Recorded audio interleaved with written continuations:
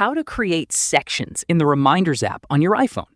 If you want to organize your reminders into separate sections within the same list, this tutorial will walk you through the process.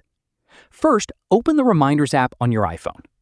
Next, open the Reminder list where you want to create sections. Now, tap the More button in the top right corner. From the menu that appears, tap New Section. Enter a name for your section, such as Work, Personal, Shopping, or anything that fits your needs. Next, tap Done to create the section. You can now add new reminders directly into that section by tapping the plus button at the bottom of the screen. If you already have reminders in your list, press and hold a reminder, then drag and drop it into the section you want. You can create as many sections as you need to keep your reminders organized and easier to manage. So it's really as simple as that, guys. If you did find this video helpful, then let me know in the comments. Make sure to like the video and subscribe for more iPhone tutorials. And I'll see you in the next one.